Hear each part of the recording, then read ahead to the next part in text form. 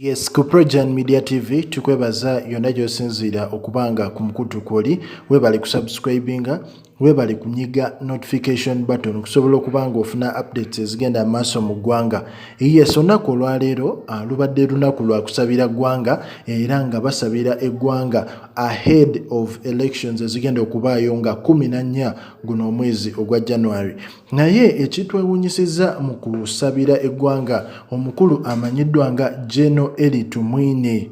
Eli Tumwine naye mu lukuŋŋaana luno abaddemu olw'ensonga nti azze atereze embeera egambibwa okuba nti ye ng'omuntu eggwanga liringa eryamukoowa to an extent nti baavaayo ne bamubika nti yafa ate ng'omusajja akyali mulamu. Jeno ono abadde yegattiddwako abantu ab'enjawulo omuli bamaseeka ab'enjawulo omuli abasumba bonna babaddeyo wali nga basabira eggwanga era Jeno n'atereza embeera n'agamba nti mwagamba nti video gye napostinga ngambagamba nti ndi mulamu mwagamba nagipostinga ennaku yali yaddako so olunaku olwaleero kanveeyo njogera eri bannayuganda mbagambe nti nze sifangako ate sirwalangako olw'ensonga ndi mulamu yaddemu njagaliza okufa naye omuntu yenna gw'oyagaliza okufa tasobola kufa asigala akyali mulamu.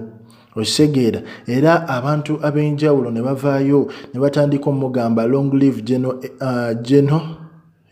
Tumwine, Jeno Eli Tumwine nga bagezaako omutendereza amugamba Jeno yadde abantu baagala ofe naye ffe tetwagala ofe olw'ensonga nti eriiso lye eryo wagenda oddifiirwa ng'olwanirira ddembe ly'abannayuganda era nga mbano mbaddemu babuloga ab'enjawulo omubadde ba Ashbakato ne babuloga abalala ba NRM naye ffe ku Projan tukuwa buli ggulire erigenda mu maaso mu ggwanga. Jeno Eli Tumwine leero mu kasaati ke mu kakooti aka green avuddeyo n'atereza embeera nti ye ng'omuntu tusabire eggwanga naye nze sinnafa era nange neegasse ku mwagenda osabira eggwanga lisobole okuba nga lifuna emirembe. Likinga, commentinga, subscribinga.